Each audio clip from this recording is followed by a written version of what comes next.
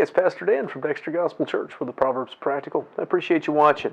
This proverb talks about the importance of having a vision, but it's not our own vision that matters most. We're in Proverbs 29, verse 18. It says, "Where there is no vision, the people perish, but he that keeps the law, happy is he." So this is a verse that is often misunderstood because of the way that we've started using the term vision over the last several decades. Many times it is taught that you have to have some kind of goal or plan or dream. It's taught to leaders as a way of saying that if they don't have a clear vision for the people that they're leading, the direction they want to go, and communicate that vision and direct people toward it, the whole undertaking will fail, the people will perish. And there may be some truth to those ideas, but that's not what this verse is talking about. When the Bible talks about a vision, it's not talking about human efforts at goals and directions. It's talking about a revelation from God.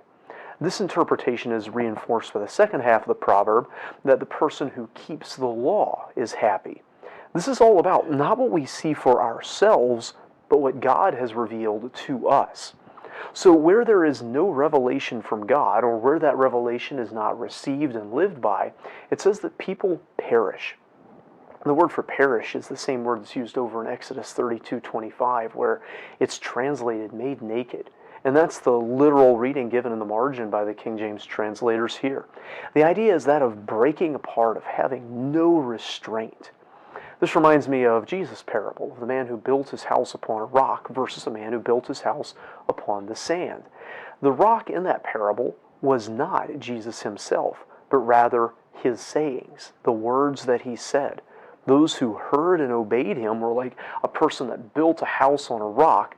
Those who would not hear and obey the sayings that Jesus made were like someone who built a house on sand and then had it destroyed when the storms came.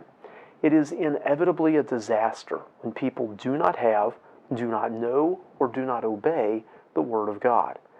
That's a tragedy throughout much of history, and we can see it play out over and over again, and it takes place when so many nations and people didn't have the Scriptures. But perhaps the really tragic thing today is how many people could have the Bible, but they don't bother.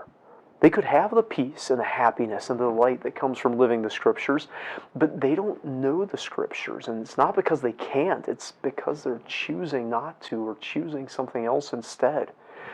There's an element of responsibility here for those of us who do have the Word of God, the vision that God has for us. We should be taking it to those who don't have it, seeing that it's translated into their languages, seeing that we either go to tell them about it or helping others go and tell them, because without that revelation from God, people perish. But there's also a responsibility for us not to neglect it for ourselves. We can hear it in church services, and we can read it at home, and we can meditate on it anywhere, but we have no excuse in our lives being in a place where there's no vision, no revelation from God. It's too accessible to us. And the opposite of the absence of the Word of God in this verse isn't just the presence of the Word. It's not where there is no vision, the people perish, but where people have the law, happy are they. It's people living the Word, people keeping the law. Those who obey the law, those who live by the revelation that they had in their time, they were happy. People sometimes wonder about the secret to happiness, and Proverbs gives a lot of guidance about that. But a big part of whether we are happy or not is shaped by how well we heed the Word of God. I hope this video is a help to you. If it is, hit that thumbs up button. And if you haven't already, subscribe to our channel for more insight from the Scriptures. We'd love to hear from you in the comments, and we'd love to see you in person here at Dexter Gospel Church. Until next time, I hope you stay well and receive the Word of God.